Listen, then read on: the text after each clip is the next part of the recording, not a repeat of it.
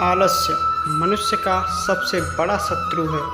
अगर ये साथ रहे तो जिंदगी में कुछ भी करना संभव नहीं है। बहुत पुराने समय की बात है। एक गांव में एक गिरधारी नाम का व्यक्ति रहता था। उस इंसान को इस बात का बोध भी था। वह इस बात से परेशान रहता था।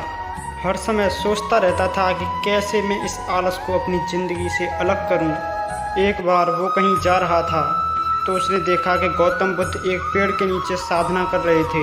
वो बुद्ध से कहता है, महात्मा जी मेरी मदद कीजिए, मैं आलस्य से बहुत ही ज़्यादा परेशान हूँ। आप ही कोई इलाज बताइए जिससे हम अपने आलस्य से छुटकारा पा सकें। गौतम बुद्ध ने पूछा कि पहले तुम मुझे ये बताओ कि तुम्हें कैसे लगता है कि तुम आलसी हो। व्यक्ति बताता है कि सिर्फ मुझे ही नहीं, मेरे घर वालों को और अड़ोसी पड़ोसियों को भी यही लगता है कि मैं आलसी हूँ। फिर गौतम बुद्ध ने पूछा, क्या तुम जानते हो कि आलस्य होता क्या है? तो उस व्यक्ति ने कहा, नहीं महात्मा, मैं नहीं जानता, लेकिन मैं इतना ज़रूर जानता हूँ कि आलस्य बहुत बुरी चीज़ है। इसकी वजह से मुझे मेरे जीवन में बहुत नुकसान होता है। मेरा हर काम बिगड़ता है और इसी आलस के कारण लोग मुझ पर भरोसा नहीं करते, लोग मुझ पर जिम्मेदारी नहीं सौंपते। तो महात्मा बुद्ध कहते हैं, पहले तुम जिस समस्या से छुटकारा पाना चाहते हो, पहले उसके बारे में पूरी जानकारी कर लो। तो फिर आलसी व्यक्ति बोला, हे महात्मा जी, मुझे इतनी समझ तो है नहीं, आप भी इसके बारे में मुझे कुछ बताइए। महात्मा बुद्ध बोले, आलस एक मानसिक अवस्था है, एक मानसिक विचार है जिसे जाने अनजाने में हम स्वयं ही पैदा करते हैं। यह मूल दो कारणों से पैदा होता है, पहला शारीरिक और दूसरा मानसिक। शारीरिक आलस्य का मेन कारण है भोजन। हम सभी जानते हैं कि हमारे शरीर को ऊर्जा भोजन से मिलती है। अगर यही भोजन प्राकृतिक रूप से मिले तो हमें ज़्यादा ऊर्जा मिलती है, जैसे कि फल, सब्जियां आदि। अगर हम निर्जीव वस्तुओं का सेवन करते हैं तो ये हमें आलस्य की ओर ले जाता है। और इसका दूसरा कारण है हमारी शारीरिक गतिविधियाँ। गौतम बुद्ध ने अपने शिष्यों की तरफ इशारा करते हुए उस आलसी व्यक्ति से कहा, देखो, तुम्हें इन शिष्यों के चलने फिरने, उठने बैठने में क्या अंतर नज़र आता है? व्यक्ति कहता है, कुछ भी नहीं। तो महात्मा कहते हैं, देखो, जब ये बैठते हैं तो इनकी रीढ़ की हड्डी बिल्कुल सीधी होती है, जिससे इनके दोनों पैरों के बीच अच्छे से संतुलन बना रहता है। और जब ये सोते हैं तो इनका शरीर एकदम शिथिल होता है। ऐसा करने से इनको रात में अच्छी नींद आती है। तो आलसी व्यक्ति कहता है, नींद तो आलस्य का ही एक रूप है। महात्मा बुद्ध बोले, हाँ, यदि इसे ज़रूरत से ज़्यादा मात्रा में लिया जाए तो।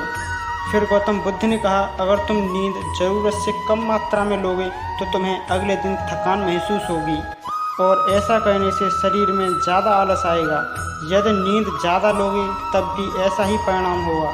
इसीलिए नींद को न ज़्यादा न कम मात्रा में लेना है, एक सही मात्रा में लेना है। आलसी व्यक्ति बोला, हाँ महात्मा जी, ये तो मैंने भी महसूस किया है। तो गौतम बुद्ध कहते हैं, चलो अब मानसिक कारणों के बारे में जान लो। पहला कारण हमारी गलत अवधारणाएं। अक्सर ऐसा होता है, जिन कामों में पहले हम असफल हो चुके होते हैं, हमारे अंदर ऐसी अवधारणा बन जाती है कि हम इस काम में असफल होते रहेंगे, जिससे हमें उस काम को करने में आलस आता है। इससे छुटकारा पाने के लिए हमें अपने मन को समझाना होगा कि हम पहले उस काम को करने के लिए जितना जानते थे, अब उससे थोड़ा ज़्यादा जानते हैं, क्योंकि असफल होने के बाद हम उस काम से काफ़ी कुछ सीख चुके हैं। दूसरा कारण है आलसी और कामचोर लोगों की संगति करना।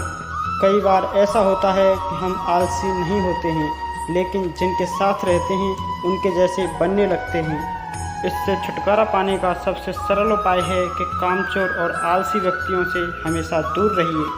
ऐसे व्यक्तियों के साथ रहो जो किसी भी काम को समय पर पूर्ण करते हैं और अपने समय की कद्र करते हैं। गौतम बुद्ध ने तीसरा कारण बताते हुए उस व्यक्ति से कहा कि ये इन दोनों कारणों में भी सबसे बड़ा है कि किसी भी काम को कल पर टालते रहना।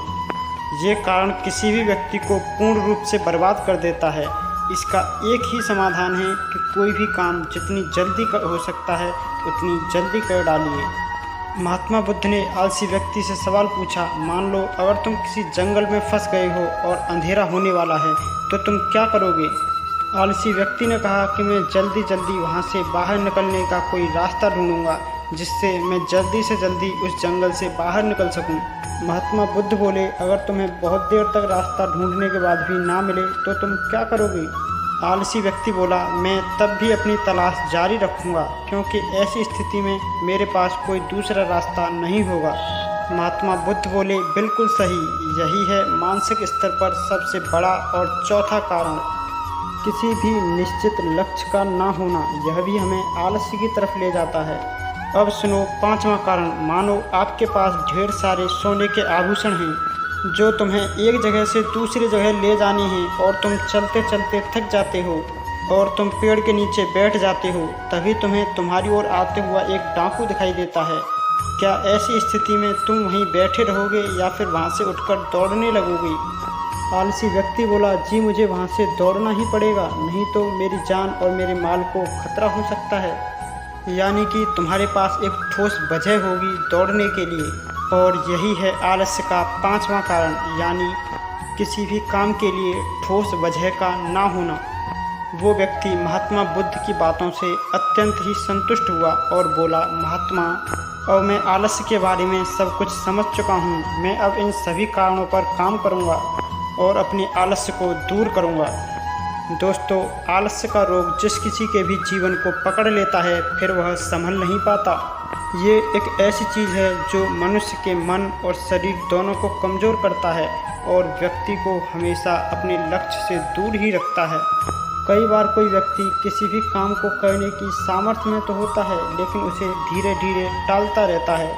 ऐसे बहुत से अवसर होते हैं जो उसके हाथ से निकल जाते हैं और बाद में पश्चाताप के सिवा और कुछ भी नहीं रहता।